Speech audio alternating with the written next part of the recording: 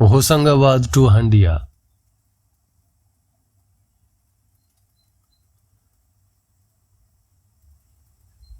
The city of Hoshangabad extends along the riverside, its ghats among the finest in the country. The sheer size of the ghats matches the width of the Narmada, as though made to measure. Dilapidated, jolting dinghies and sailing boats ply across the river.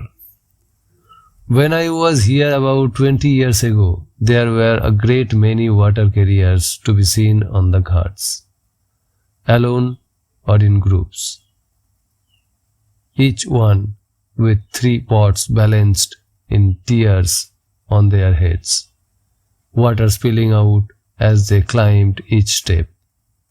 There was a constant succession of them almost all day long. How lovely the ghats looked in those days. Now taps have come to the town and there are only 1 or 2 water carriers to be seen.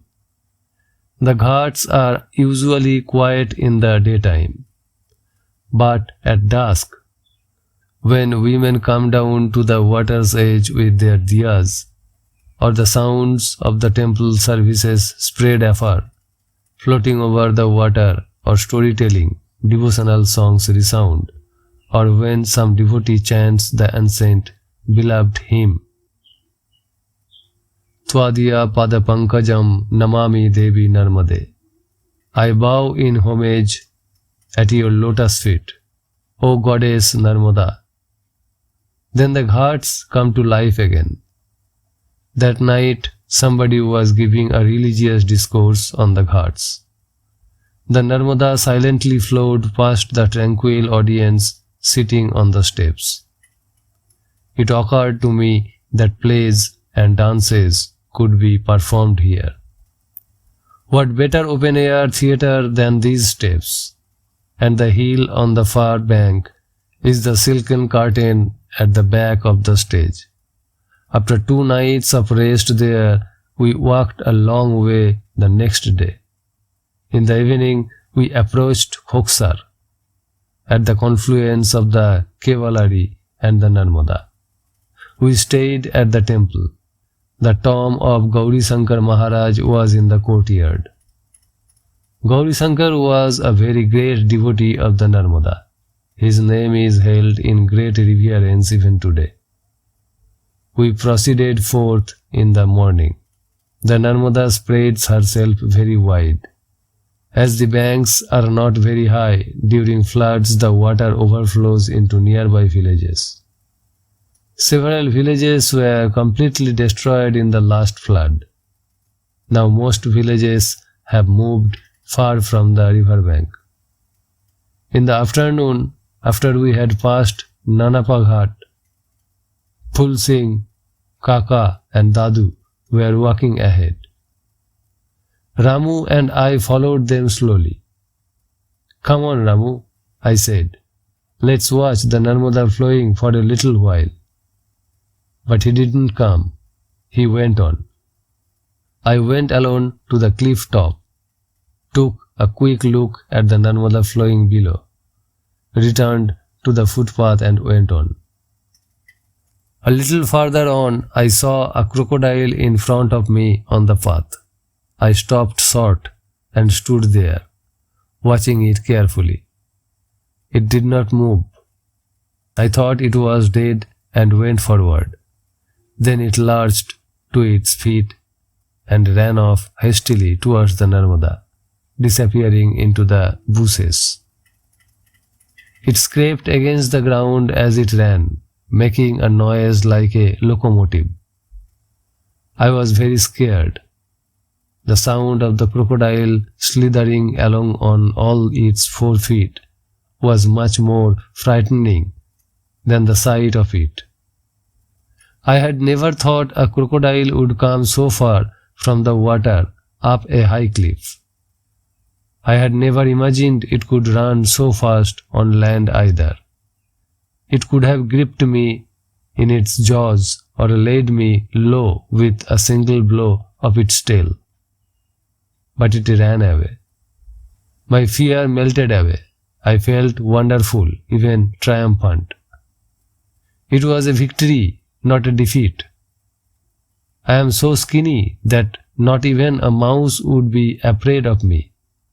But today, a mighty crocodile had turned away in fear of me.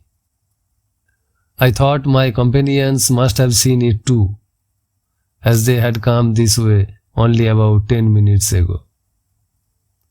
They were sitting, waiting for me on the rocks beside the Hathar river.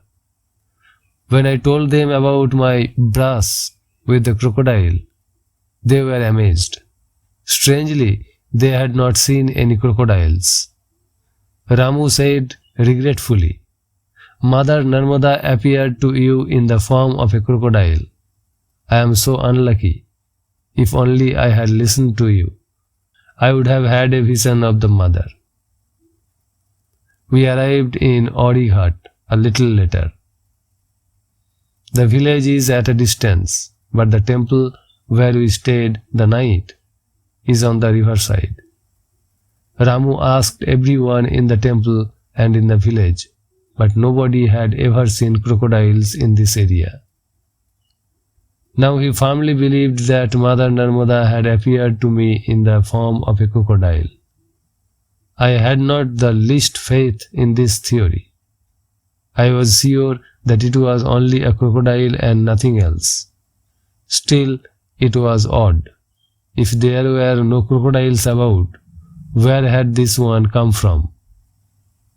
The following morning we reached Idana Sangam. I always bathed in the middle of the day, but the idea of bathing at a confluence was so tempting that we couldn't resist. It was very cold, but we bathed anyway and resumed walking. Near Ghughara, there were two islands. The large one was called Big Twin, the smaller Little Twin. We spent the night in Pathora. A couple was also staying at the small hut where we stopped for the night. As they had finished their Narmada Parikrama, they were on their way to Omkareshwar for the final ritual water offering. During their pilgrimage, they had spent a monsoon in this village, so the villagers were very fond of them and had insisted on their stopping here again. The village girls were sitting in a circle around the wife. "When I stayed at home, I always had some illness or other," she told me. "But when I set out on the parikrama, all illnesses vanished. I walked all day long with no ill effects. Now I am very fit and happy. Well, I miss my children, but I shall see them soon enough. If I were a doctor, I would prescribe a part of the Narmada Parikrama, from 2 weeks to 3 months, depending on the disease, to more than half of my patients. I would say, you don't need medicine. It does more harm than good. Set out on the Narmada pilgrimage or any other journey on foot. It will improve both your physical and mental health." That night, the sound of folk songs seemed to come from a neighboring house. "Come on, let's go and listen," I said to the man. He began to laugh. Even though it sounds like the songs are being sung nearby, they are actually coming from the opposite bank. Sometimes conversation is carried on the wind from that side and can be clearly heard here. We left at dawn, on our 4th day's walking from Hoshangabad. I had bought a newspaper when we set out from Hoshangabad. I had not read it yet, having stowed it away in my bag for days when I would not find any source of news from the outside world. I brought the paper out on the 4th day of our journey and began to read it. It did not seem at all like reading old news. If we ignore dates and names, then even a 10-year-old paper would seem like current news. Muggings, robberies, kidnappings, murders, rapes, scrambles for power. These are the lifeblood of newspapers. If I were the editor of a newspaper, my paper would not come out daily. On days when suitable news was not available, the paper would not appear. A permanent notice would be printed. Whenever the paper does not come out, rest assured, there is no news that day. Printing a 16-page newspaper without any news would be a criminal waste of valuable paper and of the reader's time. We reached Villaria, a small-sized village with city airs. A straight, broad, level street like a royal road runs down the center of the village, with houses on both sides. There was a temple on the modest waterfront of the Narmada where we stayed for lunch. We also received food supplies at the temple. Our companions did not have to beg from door to door. Generally, Sadabrat is available in every village, but we have to go out and beg for that scarce commodity, milk, of course. Our three companions, especially Kaka, were accustomed to drinking tea. Kaka would send Ramu off to get milk, and affable Ramu always managed to get milk from somewhere or the other. Ramu was a happy-go-lucky fellow. He was jovial and boisterous, unlike Kaka, who was reserved and hard-working. The only thing keeping them together was Dadu. Dadu spoke very little, but when he did, it seemed like the teachings of a saint. Excellent, just fine, brilliant, was his characteristic comment. Even if the chapatis were thick and undercooked or even burnt, he would say, just fine, and eat them happily. We spent the night in Godagaon, at the meeting place of the Ganjal and the Narmada. The river looks very lovely from here. After Chote Chipaner, we came to Bajrangkuti at noon. We stayed the night in Samsabad. As we went on from there, the road bridge at Handia came into view. It looked close, but was actually quite far away. We walked along with many pilgrims, women among them. When they sat down for a rest, the pilgrims extracted thorns from their feet with needles or tweezers. Some of the wounds even oozed blood, but the next moment the pilgrims proceeded on their journey. We reached Bamhori in the evening. Everyone went to get Sadabrat. Full Singh, too, had been going to get Sadabrat for some days. If the donor appeared generous, he begged for himself, and if the donor was extremely generous, he would bring some for me too.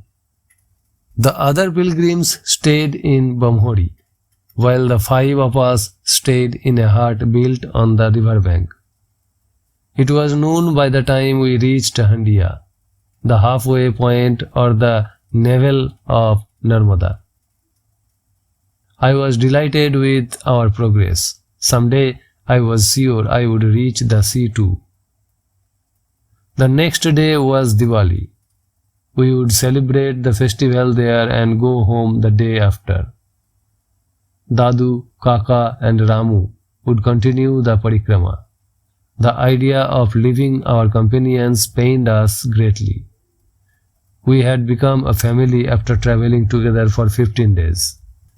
In the evening, the neighbor's daughter-in-law was decorating the front yard with the intricate patterns of rangoli. The yard looked gorgeous with the lovely shapes and pretty colors of the rangoli.